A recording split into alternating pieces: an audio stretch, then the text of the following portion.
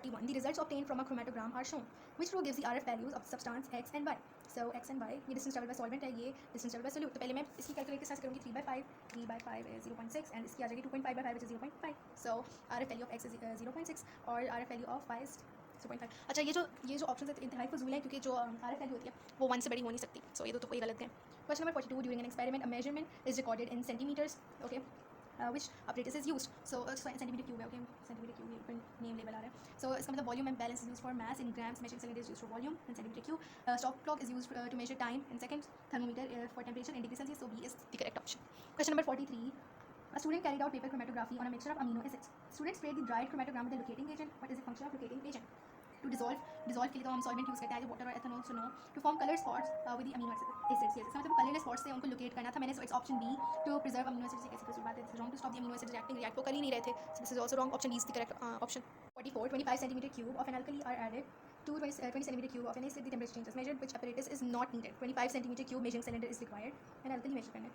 100 centimeter cube beaker के अंदर ही तो मैं इन्हें mix कर रही हूँ. Balance is not required. यहाँ कोई mass वाली चीज़ मैंने कोई solid ऐड किया नहीं ना. And thermometer is required. मैंने temperature change measure किया. So it's option C which is not needed. Okay. Question number 45. ये the painkiller paracetamol is synthesized from 4 aminophenol. ठीक है ये कुछ है कोई मिक्सचर कोई कंपाउंड है. Chromatography was carried out on an impure sample of paracetamol. The results are shown. Impure कैसे पता चला क्योंकि इसमें different spots हैं. ठीक है. अच्छा ये impure paracetamol है इसलिए इस पे ज़्यादा spots हैं. ये pure है. Okay. What is the अच्छा the sample of paracetamol was contaminated with 4 aminophenol only. What is the RF value of 4 aminophenol? अच्छा इन्होंने बताया कि not to scale क्योंकि उन्होंने खुद ही हमें values बता दी. Contaminated किस तरह से देखिए प्योर वाली है पैरासिटामोल. तो इसका मतलब इसका जो फॉर्मूला है वो यही वाली चीज़ इसमें भी है. यानी ये जो इम्प्योर है ना इसके अंदर ये चीज़ एक्स्ट्रा है. सो इसकी जो हमारे पास वो है ये 0.26 है और सॉल्वेंट का 0.35 लेवल है. सो 0.26 डिवाइड बाय 0.35 हमने इस एक्स्ट्रा चीज़ का है ना ये जो 4 aminophenol एक्स्ट्रा इम्प्योरिटी है इसकी हमने RF चेक करनी है. So it is 0.74. So option C is ये RF वैल्यू इसकी.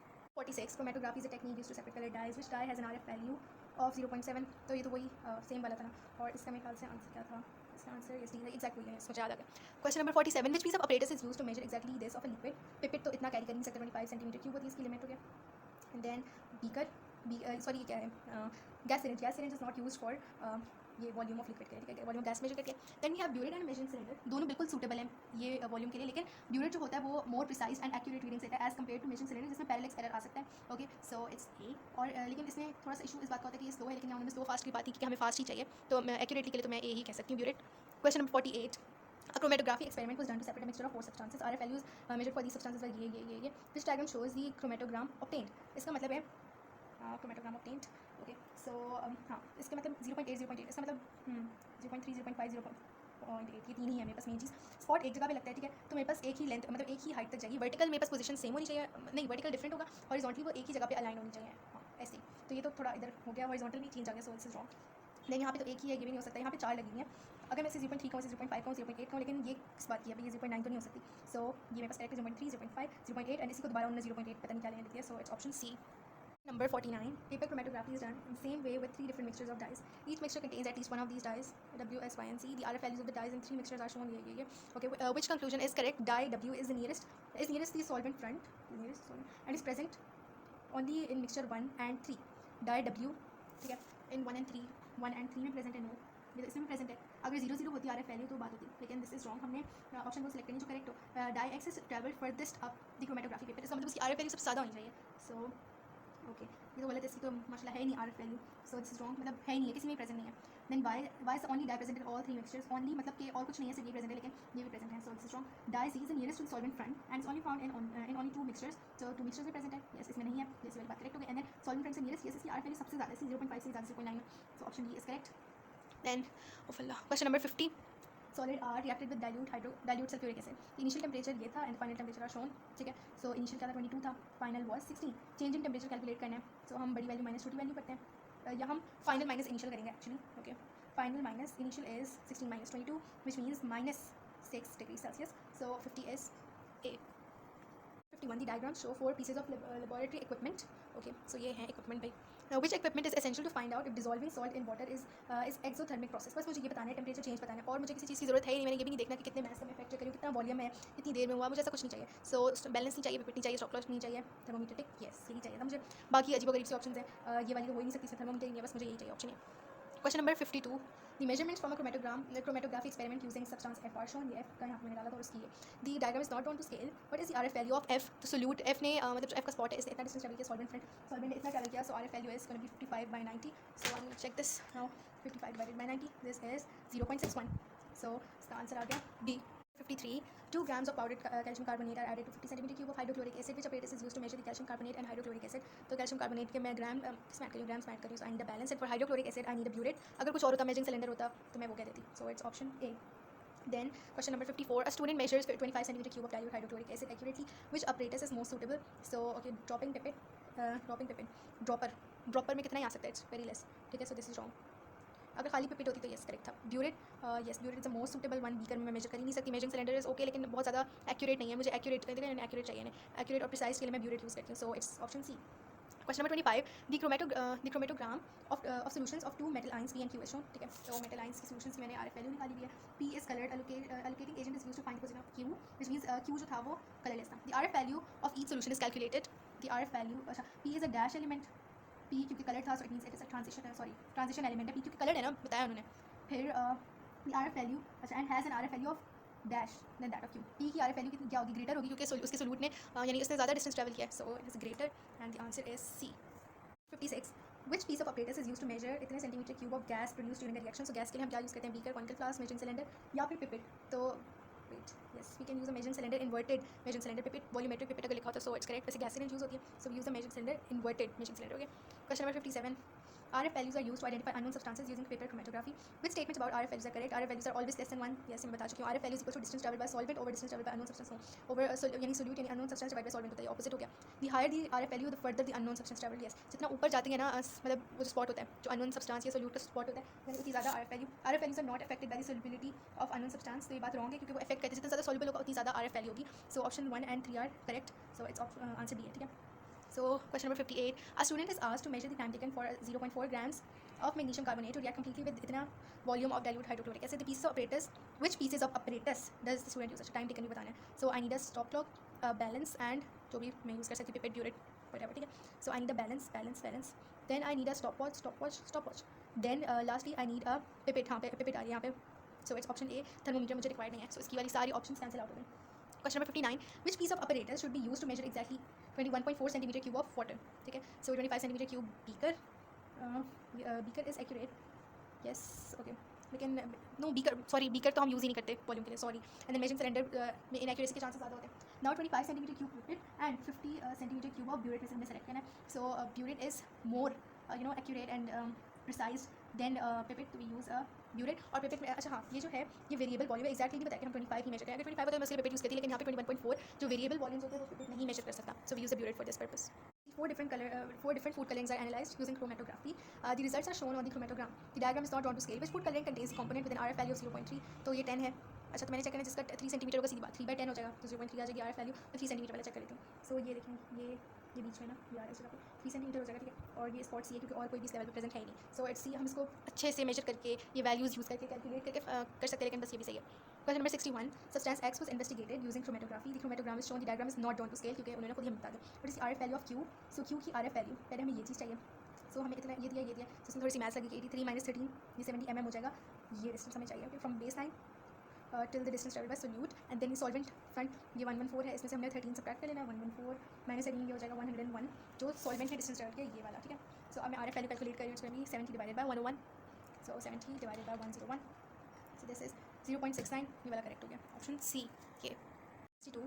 A substance is separated using chromatography. The chromatogram is shown. Which statement is not correct? Select करें. P has a higher RF value than Q. P ऊपर है, उससे ज़्यादा distance travel किया, so definitely इसकी RF value ज़्यादा होगी. This is correct. P, Q and R are all soluble in solvent. Soluble हैं तभी तो नज़र आ रहे हैं ऊपर जाते हुए. This is correct. R is the most suitable soluble substance. अच्छा, most soluble जो होती है उसकी RF वैल्यू सबसे ज़्यादा होती है. P is the most soluble, R is the least soluble. तो ये गलत हो गया. Not correct. The RF value of P is less than 1. ज़ाहिर है सबकी RF वैल्यू less than 1 होती है, so ये बात भी correct हो गई. Question number 63. The chromatogram for an unknown dye is shown. What is the RF value of the dye? ये dye का distance travel by 9 और ये 12 है, ठीक है. Solvent ने जो travel किया, so it's going to be 9/12. So RF value आ गई exactly 0.75. So the answer is C. और which piece of apparatus is used to measure 25 cm cube of aqueous sodium hydroxide? So हमें 25 cm cube exactly major करना है. सो इसके लिए मैं क्या कर सकती हूँ, ये एक पिपेट है, ये तो ड्रॉपिंग पिपेट, तो ये तो फजूल से मतलब थोड़ा सा ही मेजर करती है. बी ये तो कॉनिकल फ्लास्क है, we can't use this. Then measuring cylinder I can use this, लेकिन मुझे यूज़ करना नहीं है क्योंकि इतना ज़्यादा एक्यूरेट नहीं होता. Okay, then I have this is a pipette, और एक्जैक्टली 25 cm क्यूब जो है ये कोई क्या कहते हैं इससे, मतलब वेरिंग नहीं है, वेरिएबल वॉल्यूम नहीं है, एक्जैक्ट है, तो मैं मेजर इजीली कर सकती हूँ. 65 paper chromatography is use to determine the RF values of 4 different food colourings. अब हमने बताना है किसमें से किसकी वैल्यू आरएफ वैल्यू 0.6 है. तो वो जो distance travel by the solvent है वो 25 है. मुझे कुछ भी करना है तो इसी के साथ करना है. सो पहले आ गई 20, so I do 20 divided by 25. This is 0.8 8 है ना, सो ये तो नहीं हो गया, कैंसिल आउट हो गया. B then I have this 10 divided by 25, 10 over 25. This is 0.4, ये भी कैंसिल आउट हो गया. Then I have this one 15 over 25. This is 0.6 exact, तो यही आंसर है. मैंने डी का भी चेक कर लूँ, रहना चाहे वो 5 over 25 is 0.2. So this is not the answer, और आंसर C correct है. Question number 66. Which piece of apparatus is used to measure 13.7 cm cube of dilute hydrochloric acid? Pipette नहीं यूज़ होता, मतलब जो वेरिएबल वॉल्यूम्स होते हैं उन्हें major करने के लिए. देन बैलेंस वॉल्यूम के लिए नहीं होता. कॉनिकल फ्लास्क मेजर नहीं कर सकता, वो सिर्फ होल्ड कर सकता है. So burette is the most accurate and precise choice.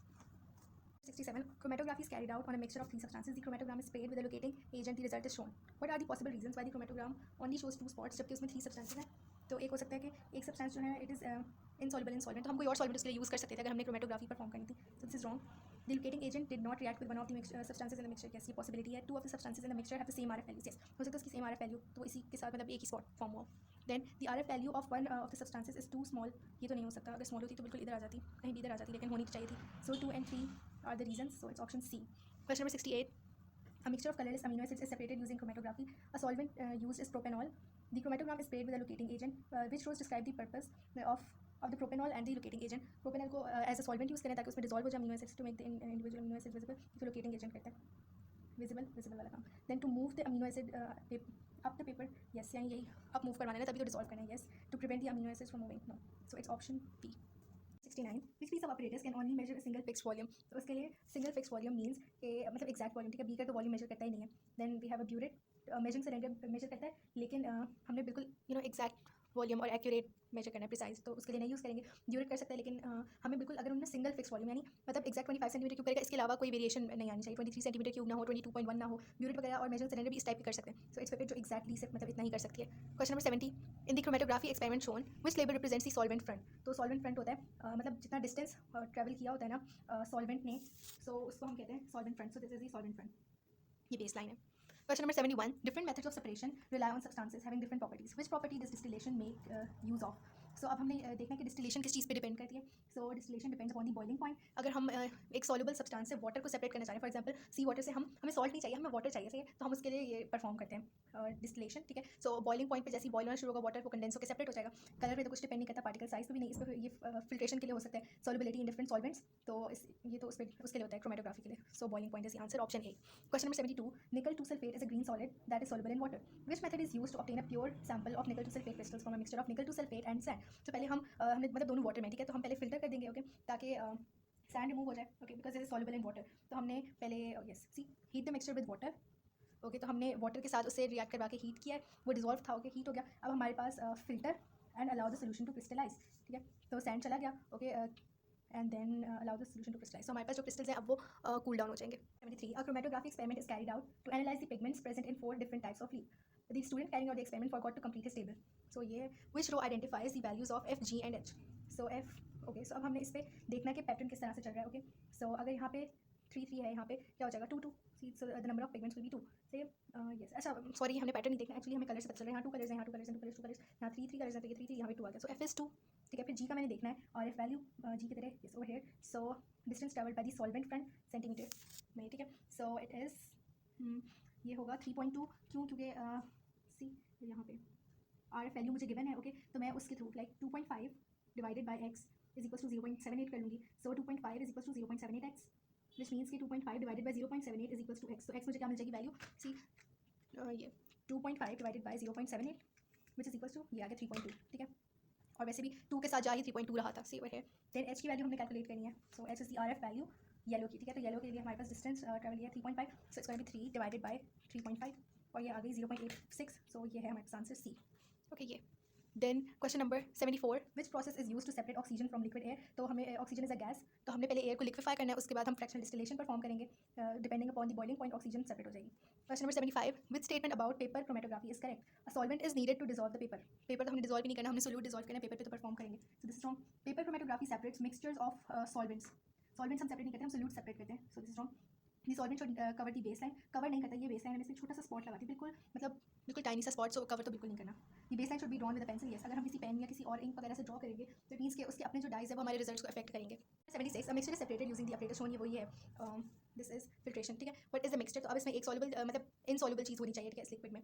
So aqueous copper 2 sulphate and aqueous sodium chloride, it means कि दोनों एक्वस है, दोनों सॉल्युबल सॉल्ट्स हैं, तो इनको हम इसके थ्रू कर ही नहीं सकते separate. Aqueous copper 2 sulphate and copper 2 sulphate is a soluble salt, और यहाँ पे एक्वस जो लिखा हुआ है इसका मतलब है कि वो सोल्यूशन की फॉर्म में, and copper is a solid metal, ठीक है, तो इसको हम सेपरेट कर सकते हैं। Copper will be collected as a residue and copper 2 sulphate solution ये हमें एज फिल्ट्रेट मिल जाएगी। So yes, B is correct. Then बाकी भी चेक करते हैं, कॉपर एंड सल्फर तो दोनों सॉलिड फॉर्म में एक्सिस्ट करते हैं। And then we have ethanol and ethanoic acid, both are miscible liquids, so इनके लिए हमें फ्रैक्शनल डिस्टिलेशन परफॉर्म करनी होती है। Question number 77, copper 2 sulfate is prepared by adding excess copper 2 oxide to warm dilute sulfuric acid. Okay, so which purification methods are used to obtain pure solid copper 2 sulfate from the reaction mixture? तो उसके लिए हमें क्या चाहिए, crystallization. Yes, because copper 2 sulfate is a soluble salt. Okay, so उसके लिए हमें crystallization करनी है एंड filtration करनी है, ताकि हम जो insoluble waste और excess है वो remove हो जाए। Chromatography हमने perform नहीं करनी, distillation इसलिए नहीं करनी क्योंकि हमें water नहीं चाहिए, हमें salt चाहिए। Okay, so we are performing steps 1 and 2, option B. Question number 78, aqueous solutions of sodium sulfate and barium chloride are mixed. ठीक है, दोनों जो हैं ये aqueous है, it means कि दोनों soluble salts हैं, इनको हम mix कर रहे हैं, precipitation method कर रहे हैं, ताकि एक precipitate यानी insoluble salt form हो जाए solid, और दूसरा soluble. Okay, which process is used to separate a sample of barium sulfate from the reaction mixture? barium sulfate क्या solid, इसके लिए हम filtration करेंगे ताकि हमें as residue मिल जाए barium sulfate. precipitation ये method है, ये पूरा जो reaction है this is a precipitation reaction, लेकिन ये हमें separate करके नहीं देगा। ये हमारे पास एक beaker होगा, ठीक है, उसी के अंदर हमारे पास aqueous NaCl सोडियम क्लोराइड है, उसी के अंदर barium sulfate के precipitates हैं। So no, yes, we are performing filtration and then evaporation तो हमने नहीं करनी क्योंकि हमारे पास ये insoluble है। अगर हमने सोडियम क्लोराइड आफ्टर दैट हमने ये सेपरेट करना है तो हम कर सकते हैं evaporation and crystallization। distillation नहीं करना क्योंकि हमें liquid water वगैरह कुछ नहीं चाहिए। So it's option B. 29, a student puts exactly 25 centimeter cube of dilute hydrochloric acid into a conical flask. ये dilute hydrochloric acid का वॉल्यूम है, इसके लिए मैं पिपेट यूज़ कर सकती हूँ क्योंकि वेरिएबल वॉल्यूम ही एक्जैक्ट है 25, और यही कैपेसिटी होती है जो हमारे सिलेबस में पिपेट्स हैं उनकी। Then the student added 2.5 gram of sodium carbonate solid it means I am using electronic balance, ठीक है। फिर हमने मेजर करना है चेंज इन टेम्परेचर, उसके लिए थर्मोमीटर एक्जैक्टली सेम क्वेश्चन है जो पहले मैं कर चुकी हूँ। बैलेंस, पिपेट एंड थर्मोमीटर, ये तीन चीज़ें यूज़ हो रही हैं। स्टॉप लॉक इसलिए नहीं क्योंकि मैंने रेट मेजर नहीं करना। So next question number 80, a student separates sugar from pieces of broken glass by dissolving the sugar in water and filtering off the broken glass. What is the filtrate? Filtrate means कि ये जो solution है इसका मतलब ये sugar solution होगा, broken glass तो as residue collect हो गया। broken glass no, broken glass and sugar solution no, वो तो हमारे पास पहले filtration perform करने से पहले जो mixture था वो था। pure water नहीं है, sugar solution है। अगर मैंने इसे pure water करना है तो मुझे distillation perform करनी पड़ेगी, water separate हो जाएगा। Last question, question number 81, copper 2 chloride crystals are made by adding copper 2 carbonate to dilute hydrochloric acid until no more dissolves. तो this is metal carbonate plus वो कर रहे हैं acid, तो which process is used to obtain copper 2 chloride crystals from the mixture? Sorry, yes, copper 2 chloride. सो इसके लिए मुझे क्या करना है कि मैं फिल्ट्रेशन करूँगी because copper 2 chloride is an insoluble salt. सही है। So distillation of the mixture no, distillation मुझे तब करना चाहिए था जब मुझे वाटर चाहिए सेपरेट, मुझे वाटर नहीं, मुझे सॉल्ट चाहिए। इवेपोरेशन नहीं क्योंकि सॉल्युबल सॉल्ट नहीं है, insoluble salt. Filtration followed by drying of the residue no, filtration followed by the evaporation. Sorry जो कॉपर 2 क्लोराइड है वो सॉल्युबल सॉल्ट है because all chlorides are soluble except कुछ एक्सेप्शंस है, silver chloride, lead chloride. So copper 2 chloride is soluble, तो पहले मैं filtration करूँगी क्यों, ताकि मैं जो इनसॉल्युबल एक्सेस है ये कॉपर 2 कार्बोनेट का वो रिमूव कर लूँ and then I am evaporating the filtrate, ठीक है। फिल्ट्रेट में मेरे पास सिर्फ क्या बचा, एक्वस कॉपर 2 क्लोराइड, ताकि मेरे पास वाटर इवेपोरेट हो जाए to the point of saturation, और फिर मैं क्रिस्टल्स को ड्राई होने दूँगी तो मुझे सिर्फ pure solid copper 2 chloride crystals मिल जाएंगे। So it's option D.